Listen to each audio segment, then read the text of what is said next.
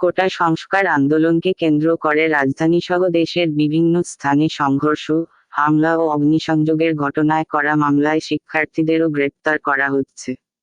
গতকাল রোববার পর্যন্ত 12 দিনে 16-28 জুলাই ঢাকাসহ 18টি জেলায় কমপক্ষে 253 শিক্ষার্থীকে গ্রেপ্তারের তথ্য পাওয়া গেছে।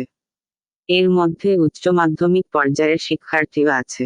সংশ্লিষ্ট মহানগর, জেলা ও থানার পুলিশ, কারা কর্তৃপক্ষ ও গ্রেপ্তার হওয়া শিক্ষার্থীদের পরিবারের সঙ্গে কথা বলে বিষয়টি জানা গেছে। তবে পুলিশের দাবি, সহিংসতা ঘটনায় জড়িত প্রকৃত আসামিদেরই কেবল গ্রেপ্তার করা হচ্ছে। সহিংস বিভিন্ন ঘটনার ভিডিও ফুটেজ দেখে অভিযুক্ত ব্যক্তিদের গ্রেপ্তার করা হচ্ছে। আদালত সংশ্লিষ্ট সূত্র জানায়, রাজধানীর বিভিন্ন এলাকা, মহানগর থেকে 16 শিক্ষার্থীকে গ্রেপ্তার করে আদালতের মাধ্যমে কারাগারে পাঠানো হয়েছে। এই হিসাব গতকাল বিকেল পর্যন্ত। এর বাইরে চট্টগ্রামে 126 জন, কুষ্টিয়ায় 20, সিলেটে 16, বগুড়ায় 8, মাদারীপুরে 15, রাজশাহীতে 10, মাগুরায় 6, সাতক্ষীরায় 5, মৌলভীবাজারে 2, জামালপুরে 4, ঢাকা জেলায়, মহানগরের বাইরে 6, নওগাঁয় 4, জয়পুরহাটে 4, নীলফামারীতে 3, সুনামগঞ্জে 2, ফরিদপুরে 3, চুয়াডাঙ্গায় 1 ও নারায়ণগঞ্জে 2 শিক্ষার্থীকে গ্রেপ্তারের বিষয়টি নিশ্চিত হওয়া গেছে। গ্রেপ্তার করা শিক্ষার্থীদের মধ্যে 9 জন ছাত্র শিবিরের এবং 8 জন ছাত্রদলের নেতাকর্মী বলে বিভিন্ন সূত্রে জানা গেছে। কোটা সংস্কার আন্দোলনের বিভিন্ন কর্মসূচি ঘিরে কমপক্ষে 16টি মামলায় শিক্ষার্থীদের আসামি করা হয়েছে। এর মধ্যে সুনির্দিষ্টভাবে রাজধানীর শেরেবাংলা কৃষি বিশ্ববিদ্যালয়ের 20 শিক্ষার্থীর নাম উল্লেখ করে একটি মামলা করেছে পুলিশ। আরেকটি মামলায় আসামিদের তালিকায় রাজশাহী বিশ্ববিদ্যালয়ের 15 শিক্ষার্থীর নাম এবং তারা কে কোন বিভাগে পড়েন, সেটি উল্লেখ করা হয়েছে। এছাড়া রাজধানীর রূপনগর থানায় পৃথক 2টি মামলায় বেসরকারি বিশ্ববিদ্যালয় বিইউবিটির Bangladesh university of business and technology অজ্ঞাতনামা শিক্ষার্থীসহ 1000 থেকে 1500 জনকে আসামি করা হয়েছে। ঢাকার আশুলিয়া থানায় আরেকটি মামলায় জাহাঙ্গীরনগর বিশ্ববিদ্যালয়ের অজ্ঞাতনামা ছাত্রছাত্রীদের আসামি করা হয়েছে। এর বাইরে কোটা সংস্কার আন্দোলনের সময় ঢাকা বিশ্ববিদ্যালয় কেন্দ্রিক শিক্ষার্থীদের বিভিন্ন কর্মসূচিকে ঘিরে রাজধানীর শাহবাগ থানায় 12-21 জুলাইয়ের মধ্যে 11টি মামলা হয়েছে। এসব মামলায় অজ্ঞাতনামা আন্দোলনকারীদের আসামি করা হয়েছে। শিক্ষার্থী গ্রেপ্তার বেশি চট্টগ্রামে। চট্টগ্রাম মহানগর ও জেলায় 16-27 জুলাইয়ের মধ্যে অন্তত 126 শিক্ষার্থীকে গ্রেপ্তার করার তথ্য পাওয়া গেছে।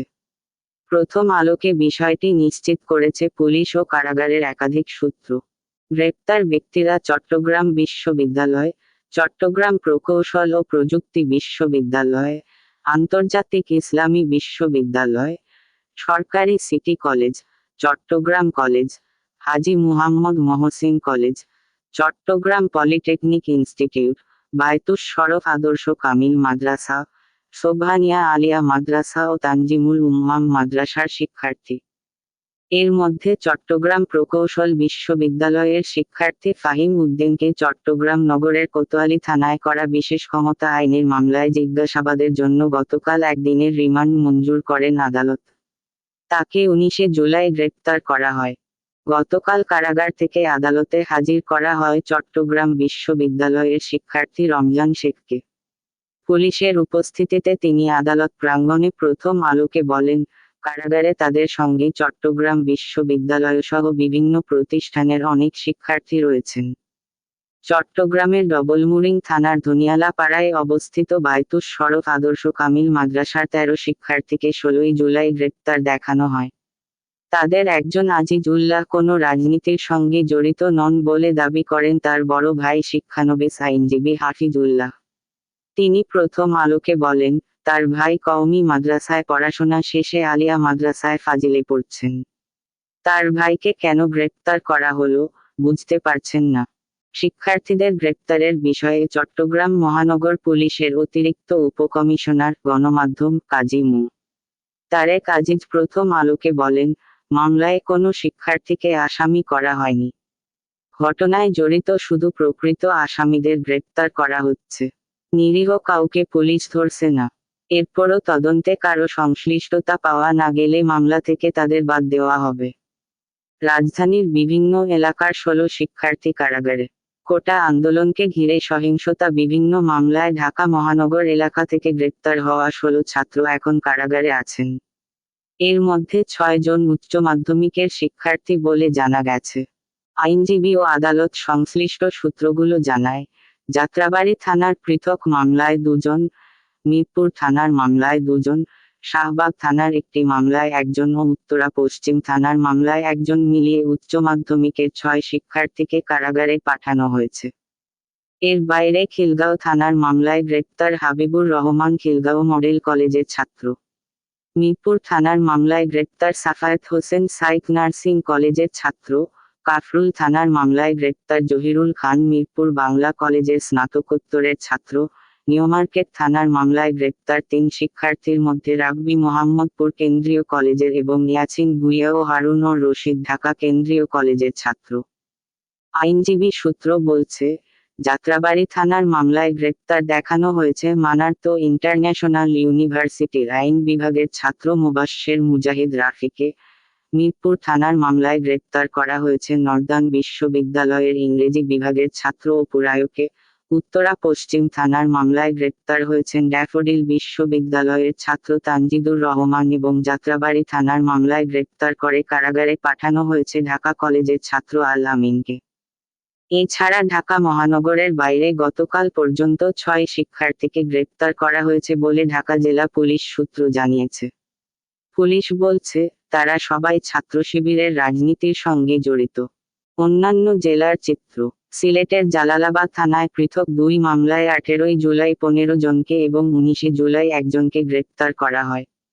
গ্রেপ্তারকৃতদের মধ্যে অন্তত 5 জন মাধ্যমিক স্তরের শিক্ষার্থী। জালালাবাদ থানার সহকারী পরিদর্শক এসআই মো.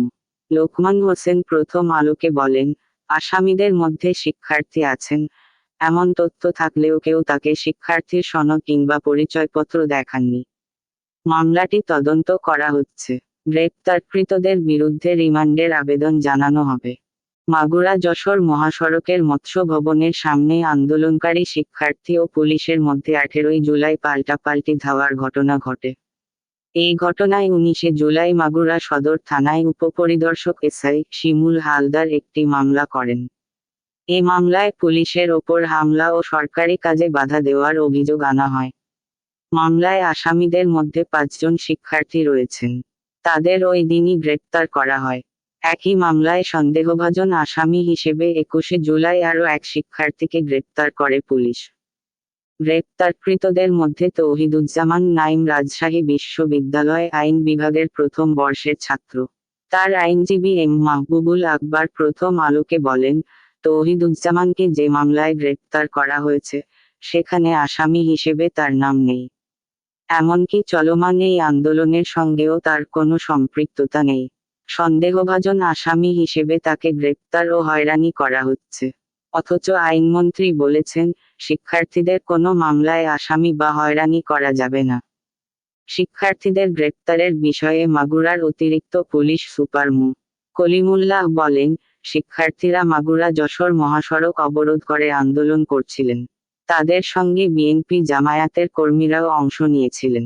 সেখান থেকে তাদের সরে যেতে বললে পুলিশের ওপর হামলা করা হয়। এতে বেশ কয়েকজন পুলিশ আহত হন। সবাইকে সুনির্দিষ্ট অভিযোগের ভিত্তিতেই গ্রেপ্তার করা হয়েছে।